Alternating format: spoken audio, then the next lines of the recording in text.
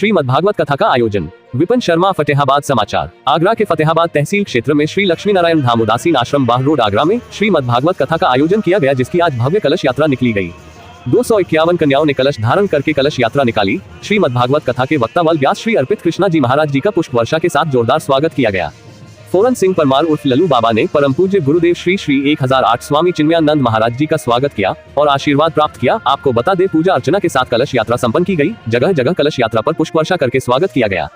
श्रीमद् भागवत का रसपान करा रहे बाल व्यास अर्पित कृष्ण शास्त्री जी ने श्रीमद् भागवत कथा के महत्व को समझाते हुए कहा कि भागवत कथा में जीवन का सार तत्व मौजूद है। आवश्यकता है निर्मल मन और स्थिर चित्त के साथ कथा श्रवण करने की। भागवत श्रवण से मनुष्य को परमानंद की प्राप्ति होती है। भागवत श्रवण से प्रेत्योनि से मुक्ति मिलती है। चित्त की स्थिरता के साथ ही श्रीमद् भागवत कथा सुननी चाहिए। भागवत श्रवण मनुष्य के संपूर्ण कलेश को दूर कर भक्ति की ओर अग्रसर करती है। उन्होंने अच्छे और बुरे कर्मों की परिणति को विस्तार से समझाते हुए आत्मदेव के पुत्र धुंधकारी और गौमाता के पुत्र गोकर्ण के कर्मों के बारे में विस्तार से वृतांत समझाया और धुंधकारी द्वारा एकाग्रता पूर्ण भागवत कथा श्रवण से प्रेत्योनि से मुक्ति बताई, तो वही धुंधकारी की माता द्वारा संत प्रसाद का अनादर कर छल कपट से पुत्र प्राप्ति और उसके बुरे परिणाम को समझाया। मनुष्य जब अच्छे कर्मों के लिए आगे बढ़ता है तो संपूर्ण सृष्टि की शक्ति समाहित होकर मनुष्य के पीछे लग जाती है और हमारे सारे कार्य सफल होते हैं। ठीक उसी तरह बुरे कर्मों की राह के दौरान संपूर्ण बुरी शक्तियां हमारे साथ हो जाती है। इस दौरान मनुष्य को निर्णय करना होता कि उसे किस राह पर चलना है। छल और छलावा ज्यादा दिन नहीं चलता। छल रूपी खटाई से दूध हमेशा फटेगा। छल छिद्र जब जीवन में आ जाए तो भगवान भी उसे ग्रहण नहीं करते हैं। निर्मल मन प्रभु स्वीकार्य है। छल छिद्र रहित और निर्मल मन भक्ति के लिए जरूरी है। वही मौजूद रघुवीर शर्मा, मानसिंह परमार, हरिओम परमार, भूपेंद्र चौहान, राजेश शर्मा, डॉक्टर प्रदीप चौहान, इंद्रजीत परमार, सेवाराम परमार, लाल सिंह परमार, प्रमोद शर्मा, केपी चौहान आदि लोगों ने श्रीमद् भागवत का रसपान किया। फतेहाबाद से संवाददाता विपिन शर्मा की रिपोर्ट।